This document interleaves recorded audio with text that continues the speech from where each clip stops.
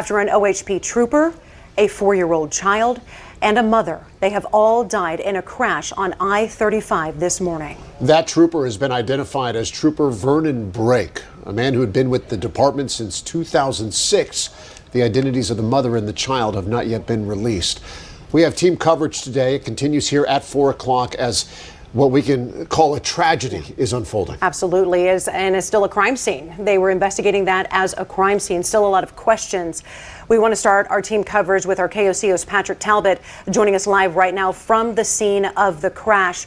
Patrick, we can see traffic now moving behind you, but what is the latest when it comes to this triple fatality wreck?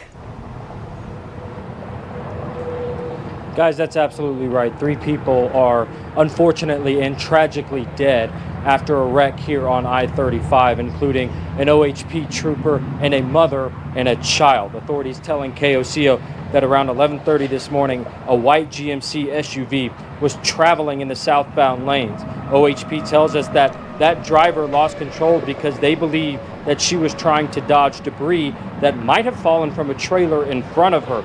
OHP believes that caused her to come across the median where her car struck Trooper Brake's unit, which was traveling north on I-35 just south of Hefner Road. All 3 people involved were pronounced dead at the scene. I-35 has been reopened after shutting down for multiple hours while crews began their investigation into what caused that crash and cleaned up the debris. You can see behind me right now that traffic is flowing freely in both of those lanes. We still do not yet know what caused that crash exactly. The investigation is obviously still ongoing. But reporting live in Oklahoma City, Patrick Talbot, KOCO 5 News. Yeah, Patrick, thank you. We have gotten so many comments about... Okay, so I originally wasn't going to do this story. The only reason we're doing it is because I've seen a couple of... news stories about this tragic crash that killed these 3 people, and of course one was more about the mother and the daughter. I think Amanda Barnes and Ariana, their names. I'm not going to name them in this segment, but of course, what I said was that I've seen a couple of different news articles on this, and no one has pointed out why this happened. They said that the young lady saw some debris on the ground, and she, went out of her lane and hit the officer, I'm assuming, because those are the only 3 people who died. There's no mention of any other vehicles that were involved in the crash or anything like that. So I'm trying to deduce what happened, if it was whose fault it was, because the sentiment that a lot of these news reports that I've seen are trying to just put all the blame on the young lady, and it seems kind of excessive, seems kind of Blue Shield-ish. So let's check this out and we'll talk about it a little bit. This trooper, we know his identity. Again, we don't know the mother and child, but we were told, I was talking to Logan County Sheriff, he said he was a mountain of a man, right. 6'4", 6'5", but then called him a teddy bear.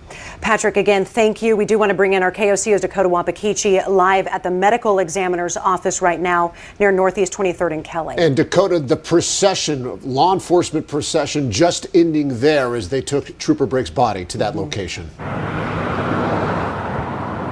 That's exactly right. We're alongside 23rd Street right now. Kelly down there, Lincoln behind the camera.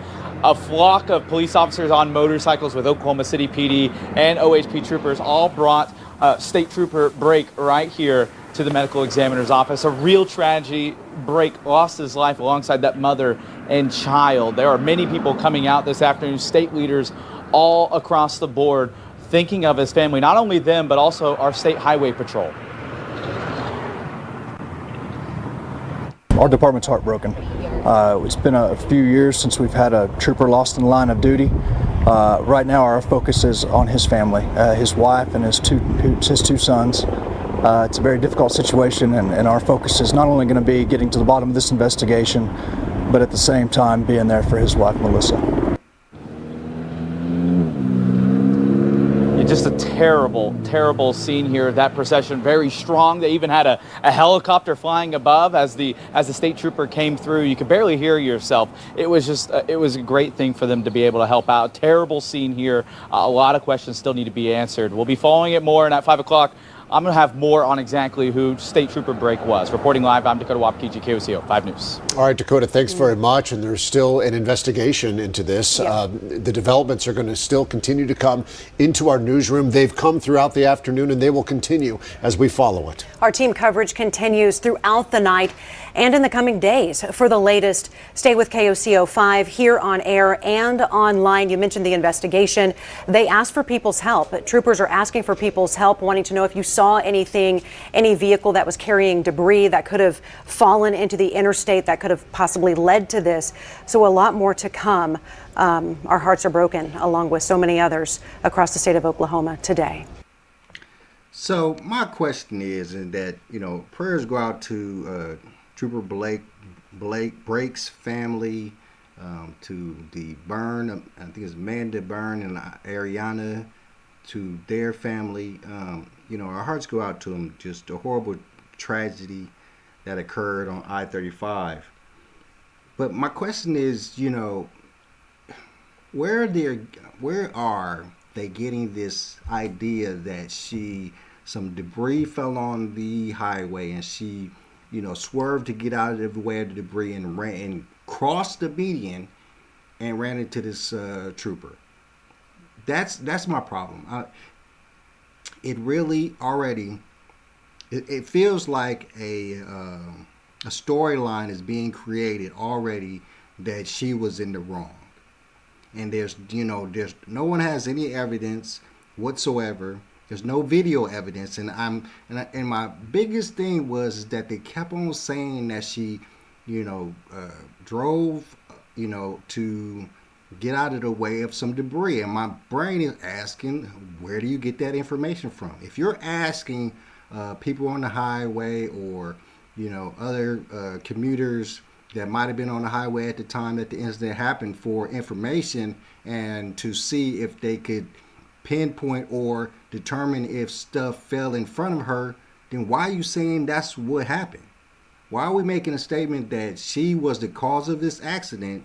Because, and mind you, you're trying to lighten the blow, as it were, by saying that something fell on the highway in front of her and she swerved out of the way of it. And that, I just don't understand where you're getting that information from. I don't understand how we're coming to this conclusion abruptly that she was the cause of it, but she was, it was not really her fault. She was trying to evade some debris, but she crossed the median on a highway and smashed into him. Where I just don't understand.